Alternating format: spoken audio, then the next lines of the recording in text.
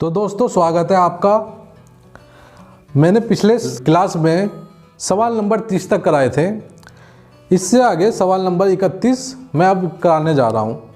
तो चलिए शुरू करते हैं। इसमें क्या है, एक समकोण त्रिभुज के समकोण बनने वाली भुजा 4, 6 है तो त्रिभुज का क्षेत्रफल ज्ञात कीजिए। देखो, अगर कोई समकोण होता है, समकोण का मतलब होता है कि दो भुजाएं हैं और इन दो भुजाओं के बीच का जो कोण है वो 90 डिग्री है, तो वो समकोण हो जाता है। अब वो क्या बोल रहा है, इसकी जो भुजा है एक तो 4 है, एक 6 है, ठीक है। तो ये सेंटीमीटर में दिया हुआ है, सेमी में। तो इसका जो फॉर्मूला होता है क्षेत्रफल का, तो इसका जो क्षेत्रफल का फॉर्मूला होता है, क्षेत्रफल होता है, क्या होता है, लंब गुणा आधार, लंब गुणा आधार बटे 2।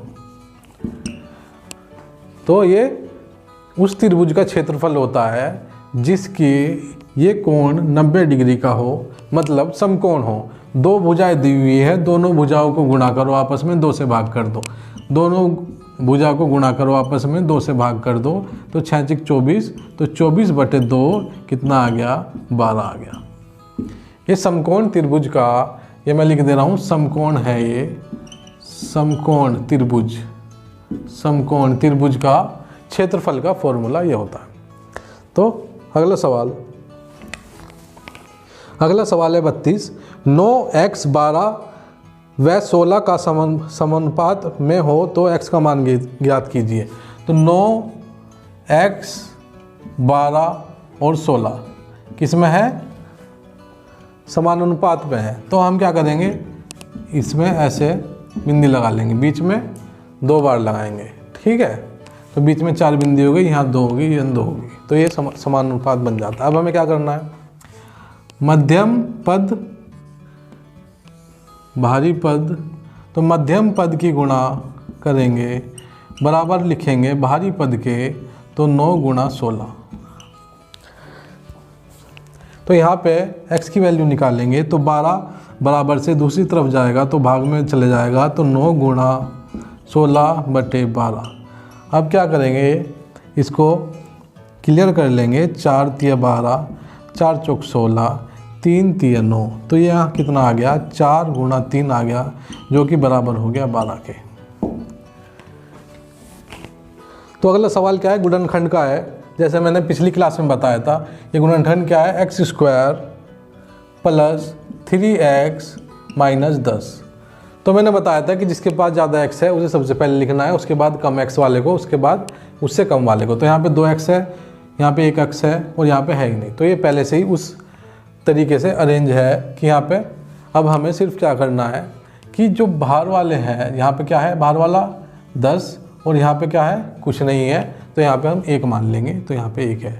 तो 10 की गुणा 1 में करेंगे, तो यहाँ पे -10 की गुणा 1 में कर रहे हैं, तो क्या आएगा, -10। तो -10 को हम थोड़ी देर के लिए 10 ले लेते हैं। तो 2 से गुणा करेंगे 5, 5 से गुणा करेंगे 1, तो हमारे पास आ गया 2 और 5, ठीक है।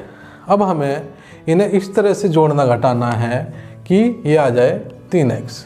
तो मैं इसके सामने अगर x लिख देता हूँ, देखो, तो मुझे पता चल गया कि 5x में से 2x घटाऊँगा तो कितना आ जाएगा, 3x आ जाएगा, ठीक है, 3x आ जाएगा। और इन दोनों को अगर मैं गुणा करता हूँ तो क्या आता है, ये 10x आ जाता है। देखो, इन दोनों की गुणा करूँगा मैं, देखो बाहर वालों की गुणा मैं कर रहा हूँ, यहाँ पे करके दिखा रहा हूँ, -10 × x² करूँगा तो ये कितना आ जाएगा, -10x²। और मैं अगर इन दोनों को भी गुणा कर रहा हूँ, 5 दूनी 10, 10 और 2x ये हो गए x² और माइनस का निशान। तो मतलब कि गुणा करने के बाद तो आना चाहिए इन दोनों की गुणा, और जोड़ने घटाने के बाद आना चाहिए -3। तो देखो मैं यहाँ पे करके दिखा रहा हूँ, 5x में से 2x घटा रहा हूँ, तो क्या आ जाएगा, यही आ जाएगा, तो यही आना चाहिए। उसके बाद बाकी की संख्या ऐसे ही लिख दो,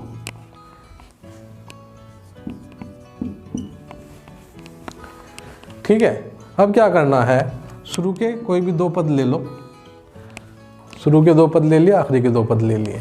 इसके बाद क्या करना है, जो इन दोनों में कॉमन है, देखो x इसके पास भी है, इसके पास भी है, लेकिन इसके पास क्या है, एक x है, तो हम एक x ही कॉमन लेंगे। इसके पास जब एक x बाहर ले लिया हमने, कमरे से बाहर निकाल दिया एक x को, तो अंदर कितना x बच गया, एक x। यहाँ पे देखेंगे तो यहाँ पे कितना बच गया, 5 बच गया, क्योंकि ये x तो मैंने कमरे से बाहर निकाल दिया, तो एक x बच गया। अब इधर की तरफ देखेंगे तो मैंने ले लिया, इसके पास भी -2 है और इसके पास भी -2 है। -10 के पास -2 कैसे है, देखो मैं बता रहा हूँ, -10 के पास को हम लिख सकते हैं -2 × 5 लिख सकते हैं। तो इसके पास भी -2 है, इसके पास भी -2 है, तो -2 कॉमन ले लेंगे। -2 को कमरे से बाहर निकाला तो क्या बचा, x। यहाँ से भी -2 को कमरे से बाहर निकाला तो क्या बचा, 5। अब देखेंगे जो 2 बार बन गया ये x + 5, इधर भी x + 5 है, उधर भी है, तो इसे हम अलग ही लिख लेंगे। और एक दूसरा ब्रैकेट बनाएंगे जिसमें जो बचा वो लिख देंगे, क्या बचा, x बचा और -2 बचा, तो हमने लिख दिया x - 2। ये हमारे गुणनखंड हो गए। अगला सवाल 34वां है हमारे पास। 6 मीटर लंबाई 2.5 मीटर चौड़ाई व 15 सेंटीमीटर मोटी वाली एक दीवार का आयतन ज्ञात कीजिए। देखो ये दीवार है, मान लो,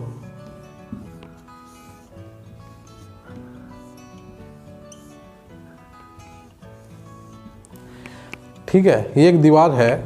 अब ये क्या कह रहा है, 6.0 मीटर। देखो 6.0 मीटर, अगर दशमलव के बाद 0 है, मतलब आखिरी डिजिट 0 है, तो वो कट जाती है। देखो मैं बताता हूँ, 5.0567 ठीक है। तो जो सबसे अगर आखिरी में 0 आ रहा है तो इसे हटा दो, इसका कोई मान नहीं होता, कोई वैल्यू नहीं होती। अगर मैं लिखूँ 5.00670 तो आखिरी वाले को हटा दो। तो बीच वाली नहीं हटा सकते हम, पहले वाली नहीं हटा सकते। अगर सबसे आखिरी में आ रही है तो हटा सकते हैं। जैसे कि अगर मैं 5 से पहले 0 लगा दूं तो उसका कोई मान नहीं है। 5 रुपये को मैं 0.5 रुपये भी लिख सकता हूँ, तो इस 0 का कोई मान नहीं होता। 5 रुपये को मैं लिख सकता हूँ 5.0, तो इसका मतलब 5 ही है। तो इसमें दिया क्या हुआ है कि जो उसकी जो लंबाई है वो 6.0 मीटर है, तो 6.0 मीटर है, तो ये 0 हटा दे रहा हूँ मैं, इसकी कोई वैल्यू नहीं है।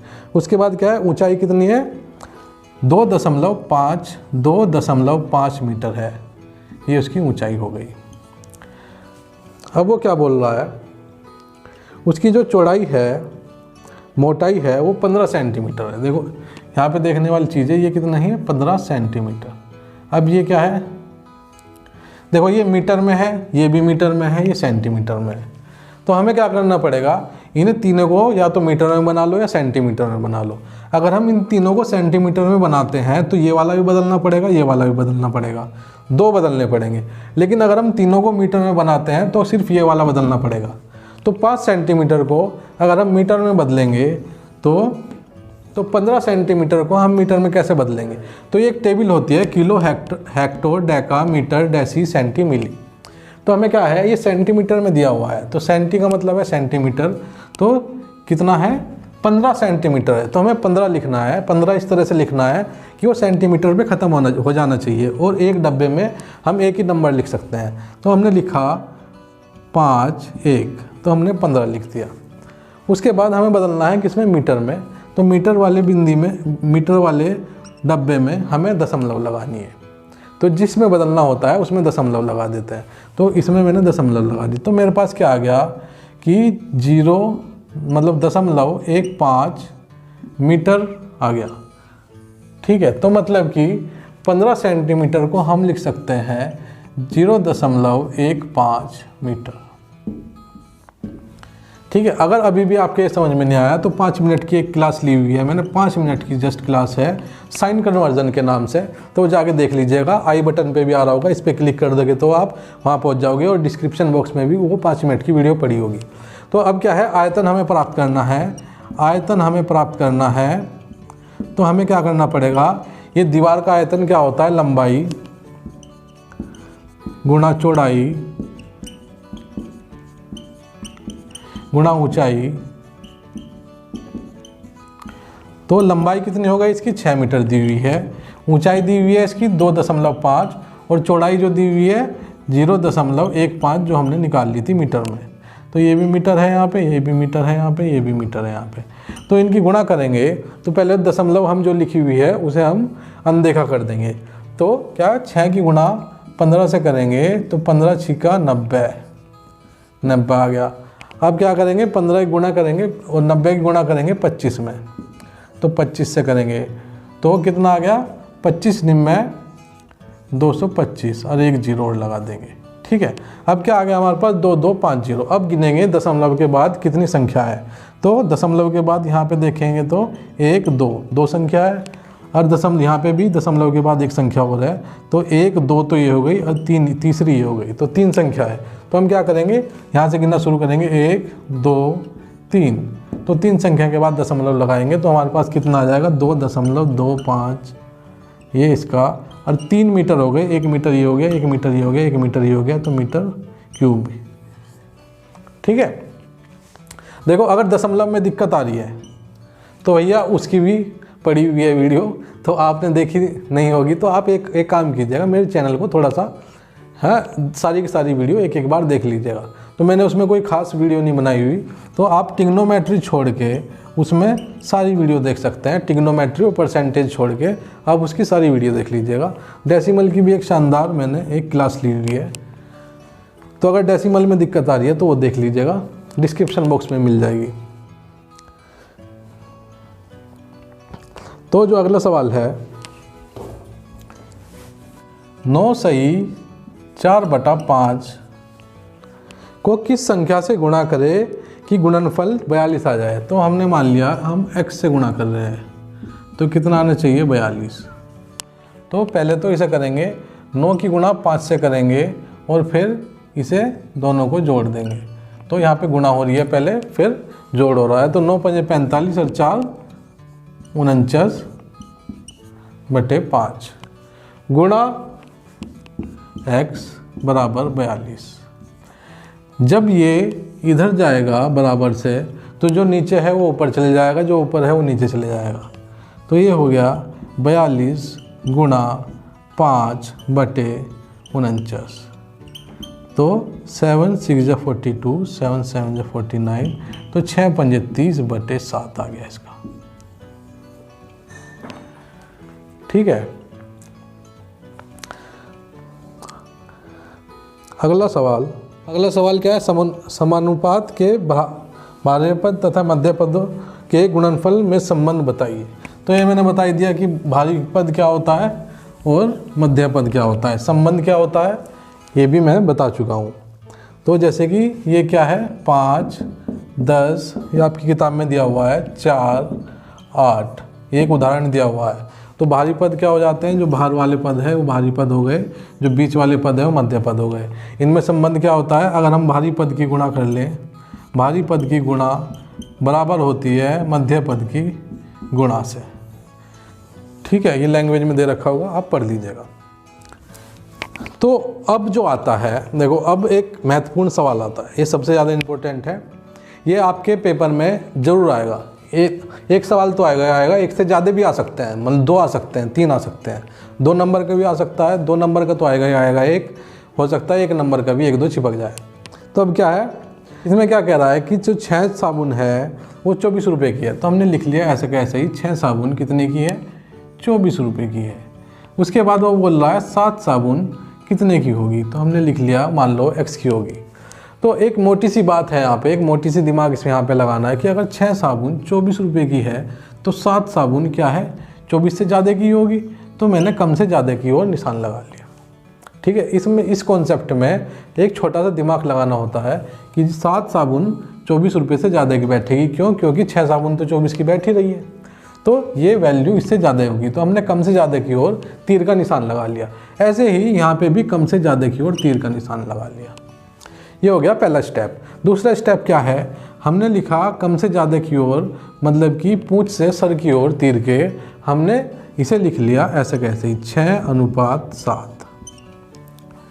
ऐसे ही यहाँ पे भी पूंछ से सर की ओर 24 अनुपात x लिख लिया और बीच में ये हो गया ये। इसे बोलते हैं अनुलोम अनुपात, ठीक है, अनुलोम, ये हो गया अनुलोम। अनुलोम का मतलब है कि अगर ये चीज़ बढ़ रही है तो ये भी बढ़ रही है, तो ये अनुलोम अनुपात हो गया। अब इसमें क्या करना है, वैसे ही जैसे हम पहले करते थे, ये हो गए मध्य, ये हो गए भारी पद, ये मध्य पद हो गए, तो भारी की गुणा कर लेंगे 6 गुणा x बराबर मध्य वाले, मतलब 7 गुणा 24। अब बस इसे सोल्व करना है। x बराबर, जब ये 6 बराबर से दूसरी तरफ जाएगा, इधर गुणा में है तो दूसरी तरफ जाएगा तो ये भाग में हो जाएगा, तो 6 की गुणा 24 से करेंगे तो ये आ गया 4 बराबर 7 चौक 28, तो 28 का उत्तर हो गया। तो आपको इसी तरीके से करके आना है वहाँ पे, ऐसे नहीं कि आप भाग कर दो, सीधा सीधा भाग करके निकाल दो, तो वो नंबर आपको नहीं देगा। तो अगले लेक्चर में मिलते हैं, तब तक के लिए धन्यवाद।